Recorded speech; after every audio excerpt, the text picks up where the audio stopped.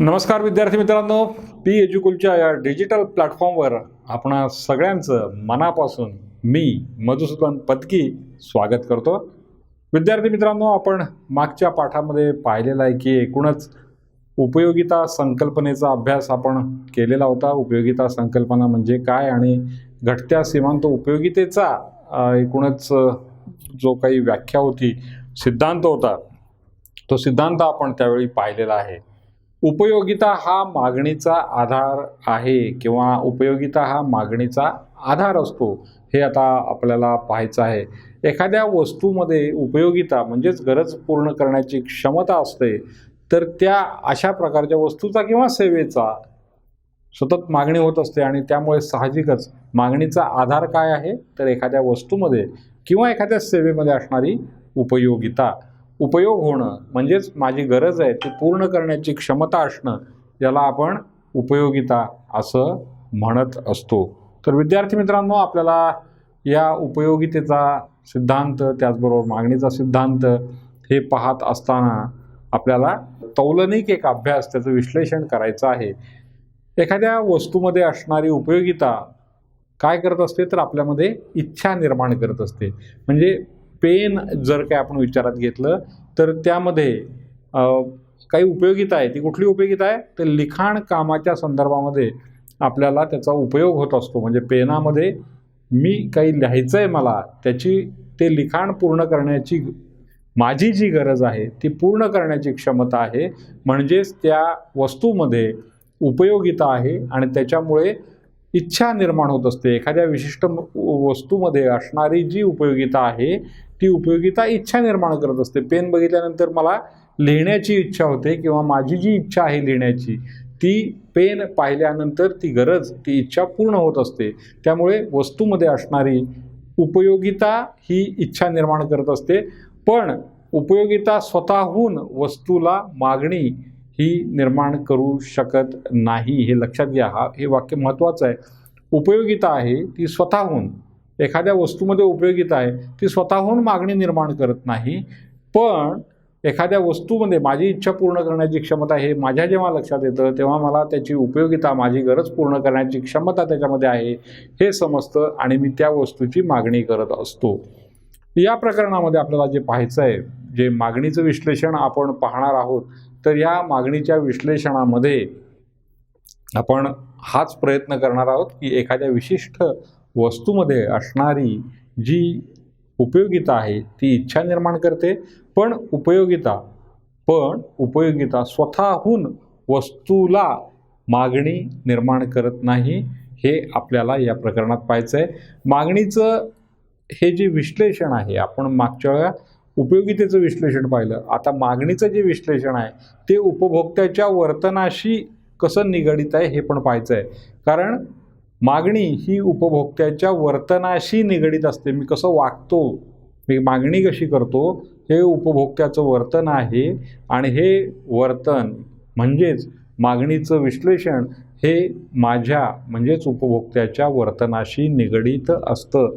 मला काही वस्तू किंवा सेवा कशा पद्धतीने मागायच्या आहेत, म्हणजे मला उपभोग त्याचा कसा घ्यायचा आहे, याचं विश्लेषण हे माझ्या वर्तनाशी निगडित असतं। मला ती वस्तूचा उपभोग कसा घ्यायचा आहे याच्याशी निगडित असतं। मागणीची संकल्पना जी आहे ती सर्वसाधारणपणे आपण असं म्हणतो की एखाद्या वस्तूची मागणी करणं म्हणजे इच्छा व्यक्त करणं। आता मागणी म्हणजे काय, तर इच्छा, आपल्याला मनामध्ये एखादी गोष्ट निर्माण होते, आपल्याला पाणी पिण्याची इच्छा होते, म्हणजे मला पाण्याची माझी मागणी असते। 1 लिटर पाण्याची माझी मागणी तयार होते, म्हणजेच काय, मला 1 लिटर पाणी, 1 तांब्याभर पाणी प्यायचं आहे ही माझ्या मनात इच्छा तयार होते। म्हणजेच इच्छा म्हणजेच काय, एका अर्थाने मागणी आहे। एखादी वस्तू हवीशी वाटणं, म्हणजे मी जसं म्हटलं पाणी पाहिजे, मी उन्हात आलो आहे, मला गार पाणी पाहिजे, मला कुल्फी खायची आहे, मला कोल्ड्रिंक प्यायचं आहे, ही इच्छा म्हणजे काय आहे, तर एखादी वस्तू हवीशी वाटणं म्हणजे काय आहे, इच्छा आहे। आणि ही इच्छा म्हणजेच काय आहे, मागणी आहे। अर्थशास्त्राच्या दृष्टिकोनातून मागणी ही जर काही टर्म पाहिली, मागणी ही संकल्पना पाहिली, तर असं लक्षात येतं की मागणी म्हणजे अशी इच्छा, मागणी म्हणजे माझी एखादी अशी इच्छा जिला खरेदी शक्तीचं पाठबळ आणि ते खर्च करण्याची मानसिक तयारी असते. अशा इच्छेचं रूपांतर जे आहे ते मागणीमध्ये होत असतं. त्यामध्ये दोन महत्त्वाचे मुद्दे आहेत की ज्याच्यामध्ये खरेदी शक्तीचं पाठबळ आहे, म्हणजे नुसतीच इच्छा नाही आहे. माझ्यामध्ये खरेदी करण्याचं ती इच्छा जी आहे ती इच्छा खरेदी करण्याचं पाठबळ असलं पाहिजे आणि ते खर्च करण्याची मानसिक तयारी पण असली पाहिजे. या दोन गोष्टी इच्छेशी जेव्हा निगडीत होतात तेव्हा त्याचं रूपांतर मागणीमध्ये होतं. उदाहरणार्थ एखादी व्यक्ती आहे आणि तिला एखादी मोटरसायकल घ्यायचं आहे. ती मोटरसायकल विकत घेण्याची इच्छा असेल, पण त्याच्याजवळ मोटरसायकल घेण्याकरता 50,000 रुपये जर काही उपलब्ध नसतील तर ती फक्त इच्छा राहते, त्याची मागणीमध्ये रूपांतर होत नाही. म्हणजे काय, जी एखादी अशी इच्छा जिला खरेदी करण्याचं पाठबळ म्हणजे पैशाचं पाठबळ पाहिजे. मग तो पैसा भले तुम्ही कर्ज काढा, तुमच्याजवळ जे सेविंग्ज जे असतील, बचत असेल, त्या माध्यमातून ते खरेदी करा, पण असं पाठबळ त्या इच्छेच्यासाठी असलं पाहिजे. आणि त्याचबरोबर ते पाठबळ जे आहे म्हणजे पैसा जो आहे ते खर्च करण्याची मानसिक तयारी असली पाहिजे. माझ्याजवळ 50,000 रुपये आहेत, इच्छा पण आहे माझी, पण माझी खर्च करायची तयारी नाही. मला असं म्हणायचं आहे की नाही, मी हे 50,000 रुपये पुढच्या माझ्या काही एखाद्या प्लॅन करता जपून ठेवलेले आहेत, त्यामुळे मी मोटरसायकल घेणार नाही. त्यामुळे ती इच्छाच राहील. तिचं रूपांतर एक मोटरसायकल मागण्यामध्ये म्हणजेच मागणीमध्ये कन्वर्ट होणार नाही, रूपांतरित होणार नाही. त्यामुळे आपल्या असं लक्षात येईल की इच्छा आहे तिला दोन महत्त्वाचे आयाम आपण पाहिलेले आहेत. एक तर ती मागणी, त्याच्यासाठी पाठबळ पाहिजे, आणि दुसरी एक मानसिक इच्छा शक्ती पाहिजे ते खरेदी करण्याचं. म्हणजे आपण सूत्ररूपामध्ये जर काही पाहिलं तर मागणी म्हणजे काय, तर मागणीबरोबर एखाद्या वस्तूची इच्छा असणं, अधिक ती खरेदी करण्याची तयारी म्हणजे पैशाच्या दृष्टीने तयारी असणं, मानसिक तयारी असणं, आणि ती खरेदी करण्याची क्षमता असणं म्हणजे काय आहे, मागणी आहे. म्हणजे इच्छा असणं, खरेदी करण्याची तयारी असणं आणि खरेदीची क्षमता असणं. म्हणजे 50,000 रुपये आहेत, ते खर्च करण्याची तयारी आहे आणि ते खर्च कुठल्या तरी एका विशिष्ट गोष्टीवर खर्च करायचे ही इच्छा आहे, यासाठी ते खर्च करणार आहेत. या तिन्हीचा संगम जेव्हा एकत्र येतो त्याला आपण मागणी असं म्हणत असतो. थोडक्यात मागणी म्हणजे इच्छा असणे अधिक खरेदी करण्याची तयारी असणे अधिक खरेदी करण्याची क्षमता असणे, याला आपण मागणी असं म्हणतो. त्या इच्छेचं रूपांतर मागणीमध्ये झालं असं म्हणत असतो.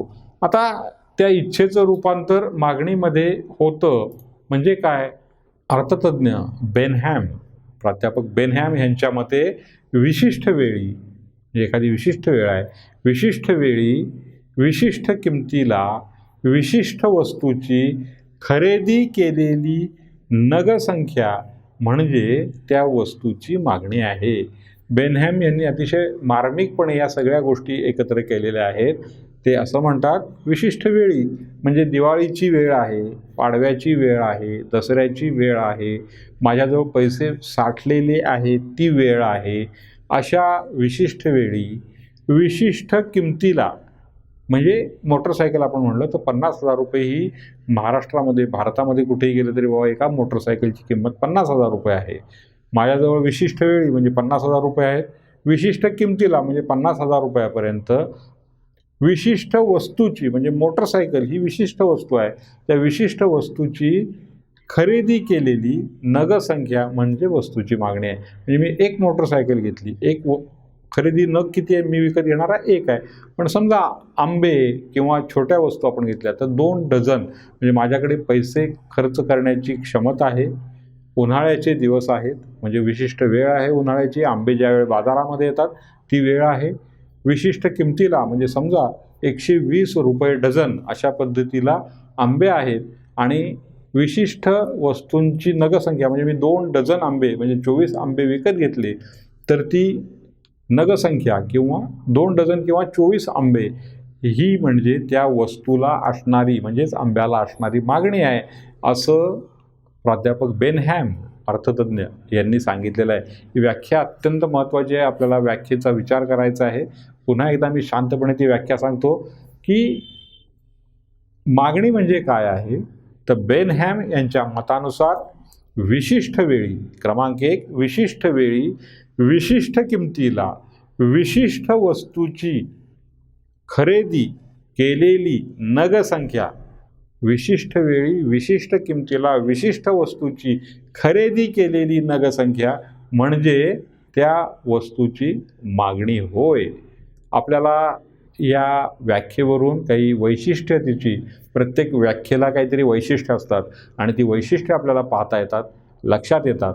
याच्यामध्ये प्राध्यापक बेनहॅम यांनी मागणी ही सापेक्ष संकल्पना आहे असं सांगितलेलं आहे. म्हणजे माझ्या मनामध्ये जी मागणी असेल तीच दुसऱ्याच्या मनामध्ये असेल, त्याच किमतीची असेल, त्याच वेळी असेल असं नाही.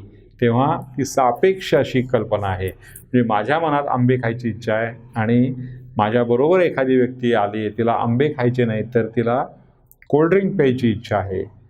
मला समजा आंबे 120 रुपये डझनाने विकत घ्यायचे आहेत, पण दुसरी व्यक्ती आहे तिला 100 रुपयामध्येच 1 डझन आंबे हवे आहेत, किंवा मला उन्हाळ्यात आंबे खायचे आहेत आणि एखाद्या व्यक्तीला फ्रीज केलेले आंबे हे डिसेंबर महिन्यात खायचे आहेत. त्यामुळे ही जी कल्पना आहे मागणी, मला कधी इच्छा होईल आणि त्या इच्छेचं रूपांतर आपण पाहिलं मागणीत होतं, तर माझी इच्छा म्हणजेच माझी मागणी जी आहे ही सापेक्ष अशी संकल्पना आहे. ती स्थल काल व्यक्तीच्या पद्धतीने बदलत जाणारी संकल्पना आहे. त्यामुळे मागणी ही सापेक्ष अशी संकल्पना आहे. क्रमांक 2, दुसरं वैशिष्ट्य काय, मागणीला विशिष्ट वेळेचा आणि किमतीचा संदर्भ आवश्यक असतो. म्हणजे काय, मागणी म्हणजे काय आपण पाहिलं की इच्छेला जर काही पाठबळ असेल आणि मानसिक त्याची इच्छा असेल त्यावेळी त्या इच्छेचं मागणीत रूपांतर होतं. आता विशिष्ट वेळ म्हणजे ते वेळेचा पण त्याच्यामध्ये अंतर्भाव केलेला आहे, विशिष्ट वेळी म्हटलेला आहे. म्हणजे विशिष्ट वेळेला आणि किमतीचा, विशिष्ट किमतीला विशिष्ट वस्तूंची खरेदी केलेली संख्या जी आहे, नग जे आहेत त्याला आपण मागणी म्हटलेलं आहे. म्हणजे इथे विशिष्ट वेळ म्हणजे आपण जर काही बघितलं की दिवाळीचा सीझन आहे, पाडवा आहे किंवा दसरा आहे, तर ही विशिष्ट वेळ आहे. त्यावेळी वस्तूच्या किमतीमध्ये कमी अधिक घट जास्त होत असतं. सीझन आंब्याचा आहे, त्यावेळी कदाचित हापूसचे आंबे मला काही स्वस्तात मिळतील, मात्र अवेळी वेळ जर काही वेगळी असेल, जानेवारीची असेल आणि मी आंबे खाण्याची इच्छा व्यक्त करत असेल आणि त्याला मागणी म्हणजे मानसिक आणि आर्थिक पाठबळ त्याला जर काही जोडत असेल तर त्या वेळेचा अंतर्भाव इथे करणं आवश्यक आहे. त्यामुळे किमतीमध्ये फरक पडत असतो.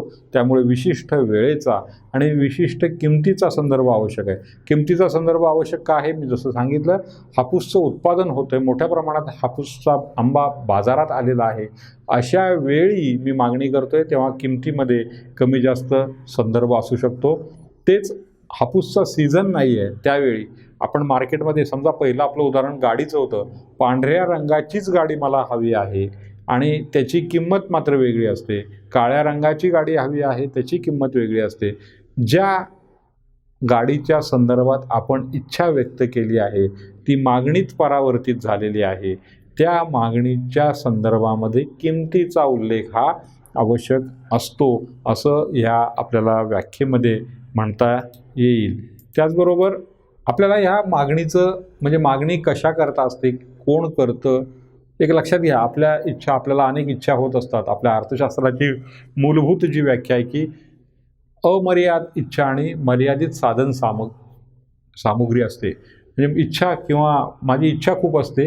इच्छा म्हणजे आता इथे आपण पुन्हा एकदा मागणीच्या अनुषंगाने इच्छा गृहीत धरतोय, तेव्हा इच्छा अमर्याद आहेत आणि त्या पूर्ण करण्याची साधन सामुग्री मात्र मर्यादित आहे.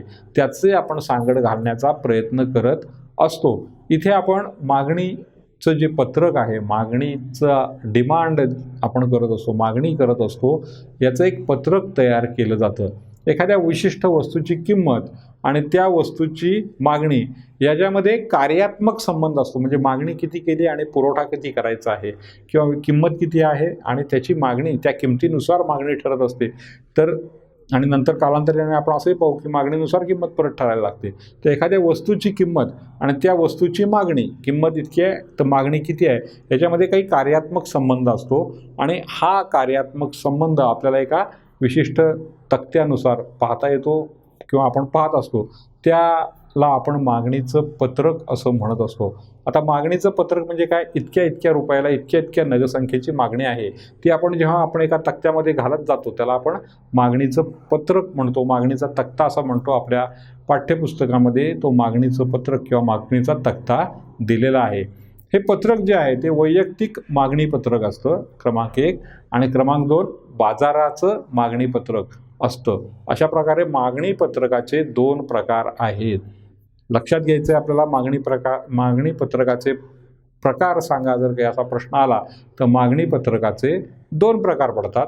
एक आहे ते वैयक्तिक मागणी पत्र आहे आणि दुसरं आहे ते बाजाराची मागणी पत्रक.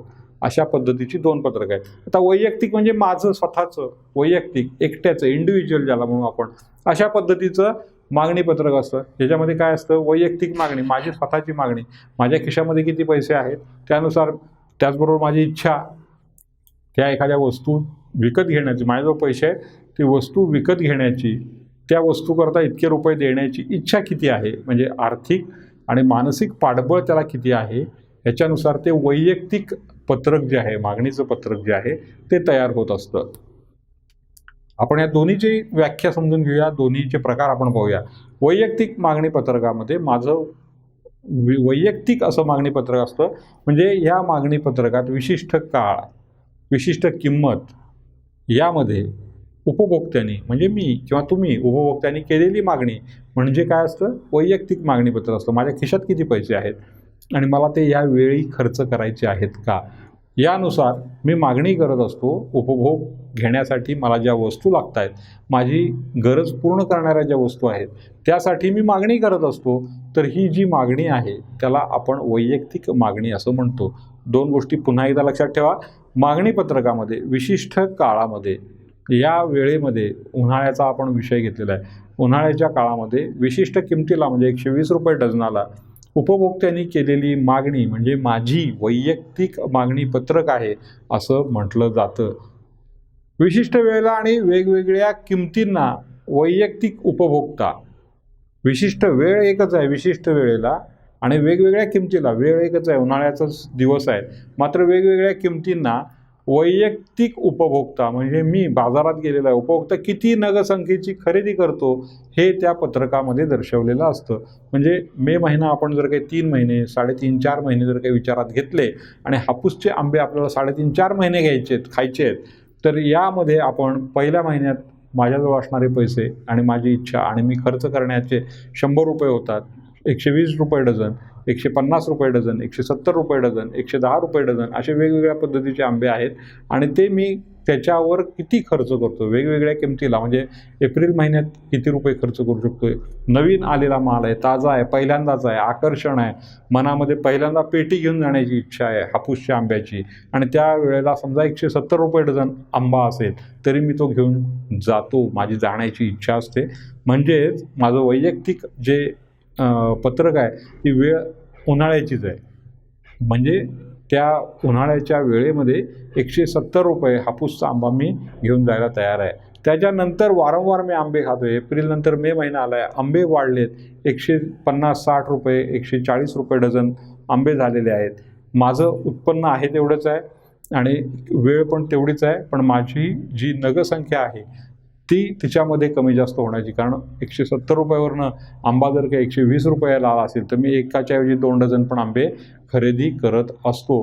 म्हणजे किती नगसंख्या मी खरेदी करणार, सीझन तोच आहे, मात्र आंबे खरेदी करण्याची जी माझी इच्छा, त्याच्याकरता पैसे देण्याचं जे आर्थिक पाठबळ आहे त्याचा विचार करता नगसंख्या मी किती खरेदी करतो याची कुठेतरी नोंद होते आणि ती ज्या पत्रकात होते त्याला आपण वैयक्तिक मागणी पत्रक असं म्हणतो. वैयक्तिक मागणी पत्रक जे आहे त्यामध्ये माझी मागणी पैसे आणि इच्छा आणि वेळ याचा विचार करता नोंदवलेली असते.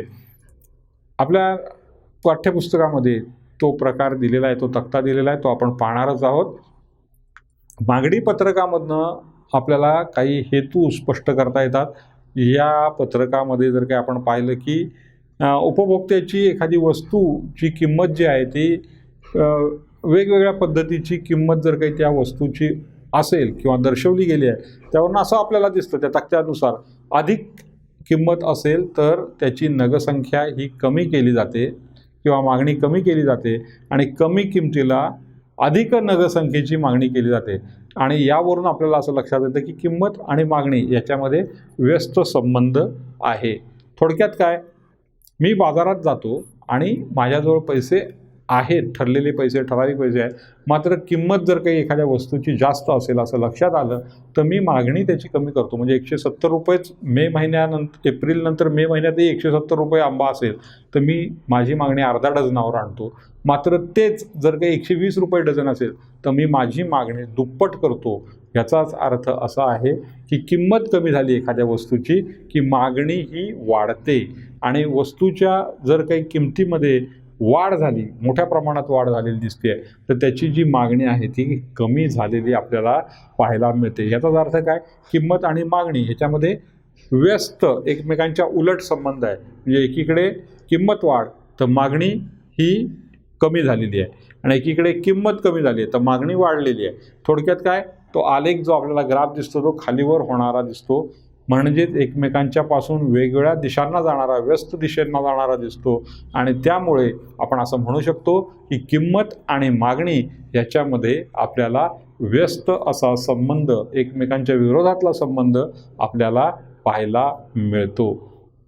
हा जो प्रकार आहे हा माझा वैयक्तिक आहे. वैयक्तिक मागणीमध्ये जेव्हा मी विचार करतो तेव्हा आपल्याला असं लक्षात येतं, आपण तो जर काही तक्ता बघितला की एखाद्या वस्तूची किंमत 10 रुपये आहे तर त्या 10 रुपयाला मी जर काही 1 किलो एवढी साखर विकत घेत असेल, 8 रुपये किंमत झाली तर मी 2 किलो साखर घेईन, 6 रुपये झाली मी 3 किलो साखर घेईन, 4 रुपये झाली मी 4 किलो साखर घेईन, 2 रुपये झाली तर मी 5 किलो साखर विकत घेईन. कारण माझ्याजवळ समजा मला खर्च 10 रुपये करायचे आहेत आणि ते 10 रुपयामध्ये 5 किलो साखर येणं आणि 10 रुपयामध्ये 1 किलो साखर येणं, याचाच अर्थ असा आहे.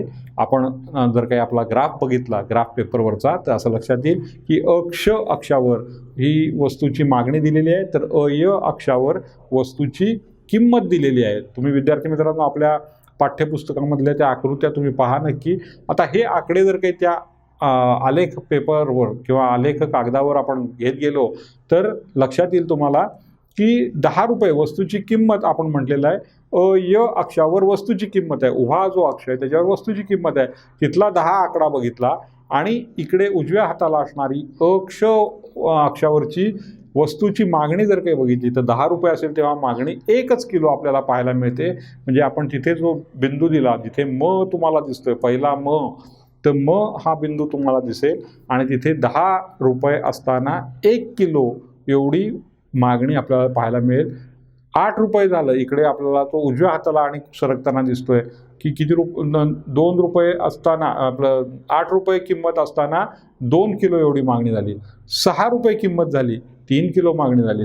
4 रुपये किंमत झाली, 4 किलो मागणी झाली. 2 रुपये किंमत झाली तर 5 किलो एवढी मागणी झालेली आपल्याला पाहायला मिळते.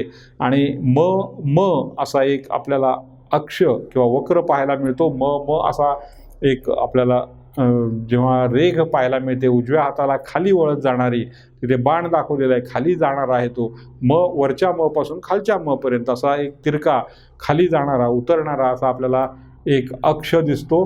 ज्या अक्षावर वैयक्तिक मागणीचा वक्र असं आपल्याला म्हणता येईल. म हा वैयक्तिक मागणीचा वक्र आहे, ज्यामध्ये आपण पाहिलं की वस्तूची किंमत कमी असताना 2 रुपये वस्तूची किंमत झाली तर मागणी 5 किलो झाली. त्याचवेळी 10 रुपये जर काही वस्तूची 1 किलो साखरेची किंमत होती तेव्हा मागणी 1 किलो होती. म्हणजे वस्तूची किंमत जशी कमी कमी होत गेली, वस्तूची किंमत 10, 8, 6, 4, 2 अशी होत गेली, त्याबरोबर वस्तूला असणारी मागणी जी आहे ती 1, 2, 3, 4, 5 अशा क्रमामध्ये, चढत्या क्रमामध्ये पाहायला मिळाली. याचाच अर्थ आपण मागचं जे विधान पाहिलेलं होतं की वस्तूची किंमत जशी जशी कमी होईल तशी मागणी वाढत जाईल आणि वस्तूची किंमत जशी जशी जास्त असेल तेव्हा वस्तूला असणारी मागणी ही कमी कमी होत जाईल. म या अक्षावरून वैयक्तिक वैयक्तिक मागणी वक्र आपल्याला पाहायला मिळतो। त्यामध्ये ही जी परिस्थिती आहे ती आपल्याला पाहायला मिळते। विद्यार्थी मित्रांनो, हा अक्ष लक्षात ठेवायचा आहे। या अक्षामध्ये आपल्याला वैयक्तिक मागणीचा वक्र कसा आहे हे पाहायला मिळतं। त्याच्या पुढचा टप्पा जो दुसरा आहे तो आपण पाहणार आहे बाजार मागणीचा वक्र। बाजार मागणीचा वक्र म्हणजे काय आहे की विशिष्ट काळामध्ये विशिष्ट किमतीला बाजारात सर्व उपभोक्त्यांनी केलेली मागणी होय। एखादी विशिष्ट वेळेला विशिष्ट किमतीला बाजारातील सर्व उपभोक्त्यांनी केलेली मागणी म्हणजे बाजार मागणी वक्र आहे। बाजारामध्ये उपभोक्त्यांनी म्हणजे आपल्यासारख्या मंडळींनी, विकत घ्यायला गेलेल्या मंडळींनी केलेली मागणी आहे त्याला आपण बाजार मागणी म्हणतो। त्या एकटा उपभोक्ता नसतो, अनेक उपभोक्ते असतात, अनेक मंडळी बाजारपेठेमध्ये असतात आणि त्यामुळे विशिष्ट काळात विशिष्ट किमतीला बाजारातल्या सर्व उपभोक्त्यांनी केलेली जी मागणी आहे तिला आपण बाजार मागणी वक्र असं म्हणत असतो।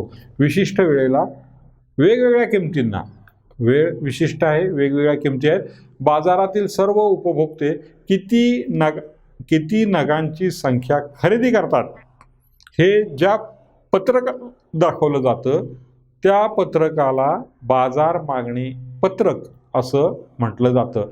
हे पत्रक सर्व ग्राहकांनी वेगवेगळ्या किमतींना केलेल्या ज्या आपण मागण्या आहेत त्या रकान्याची आडवी बेरीज जर काही पाहिली तर ती आडवी बेरीज म्हणजे हे बाजार मागणी पत्रक असतं।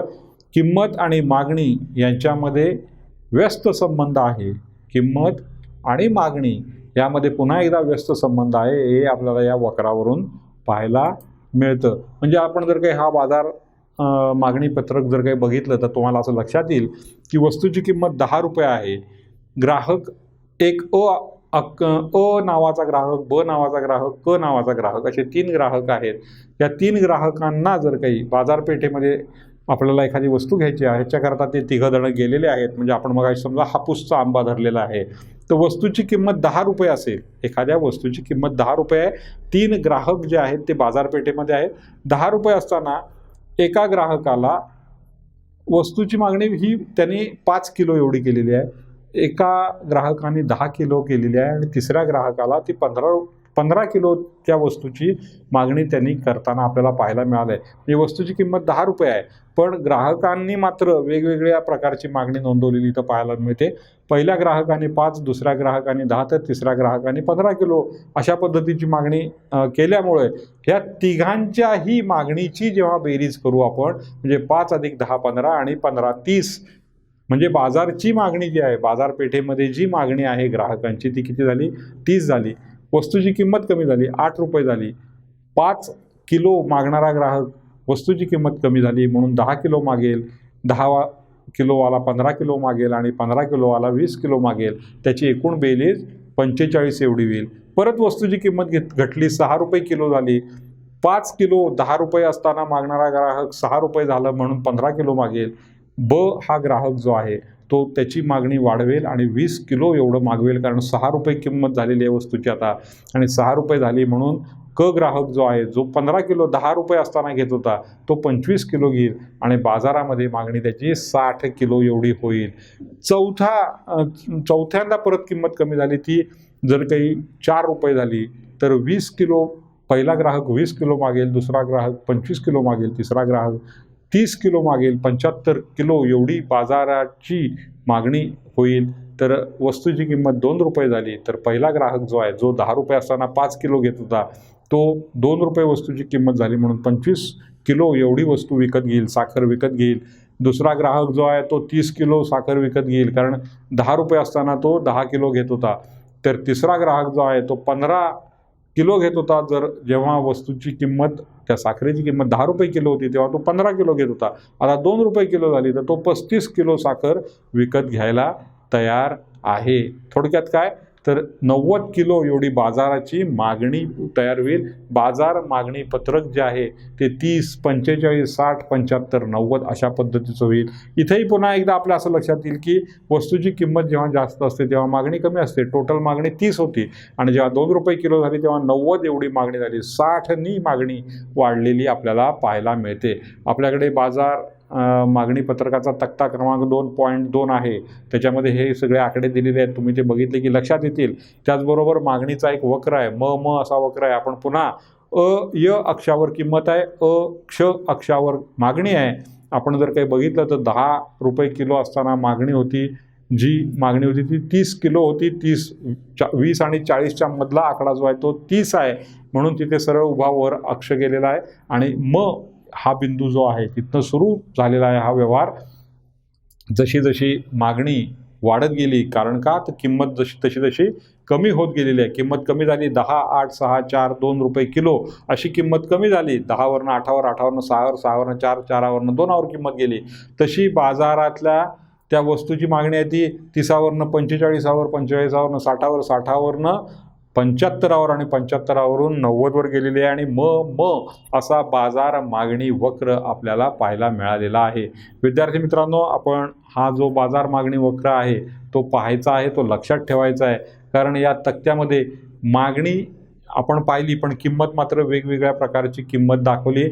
आणि त्यावेळी खरेदी केलेले नगही म्हणजे संख्यात्मकदृष्ट्या आपण पाहिलेले आहेत. कमी किमतीला जेव्हा किंमत कमी होती तेव्हा जास्त नग खरेदी केले गेलेले पाहायला मिळाले. किंमत जास्त होती तेव्हा कमी नग खरेदी केलेले आपल्याला पाहायला मिळालेले आहेत. तेव्हा या आलेखाला आपण बाजार मागणी वक्र असं म्हटलेलं आहे. वैयक्तिक ग्राहकाच्या मागणीच्या तक्त्याची आडवी बेरीज आपण केली आणि त्यानुसार आपण प्रत्येक बिंदू जोडत गेलो आणि आपल्याला हा मागणीचा वक्र पाहायला मिळाला. तेव्हा विद्यार्थी मित्रांनो, आपण पाहत आहोत की एकूणच वैयक्तिक मागणीचा वक्र म्हणजे काय, बाजारातल्या मागणीचा वक्र म्हणजे काय, मागणी म्हणजे काय, या सगळ्याचा उहापोह आपण ह्या आत्ताच्या पहिल्या आपल्या व्हिडिओमध्ये केलेला आहे. तेव्हा विद्यार्थी मित्रांनो, पुन्हा पुढच्या भागाकरता आपण भेटणार आहोत. एकूणच या आलेखांचं विश्लेषण कसं आहे आणि त्यावर आधारित सिद्धांत कसा आहे हे पण आपण पाहणार आहोत. आपल्याला काही शंका असतील तर आपण नक्कीच कळवायच्या आहेत आम्हाला आणि या शंकांचं निरसनही केलं जाईल. तेव्हा विद्यार्थी मित्रांनो, आपण पुढच्या टप्प्याकडे वळणार आहोत. मात्र त्यापूर्वी तब्येतीची काळजी घ्या, अभ्यास भरपूर करा आणि पुन्हा भेटत राहा. नमस्कार.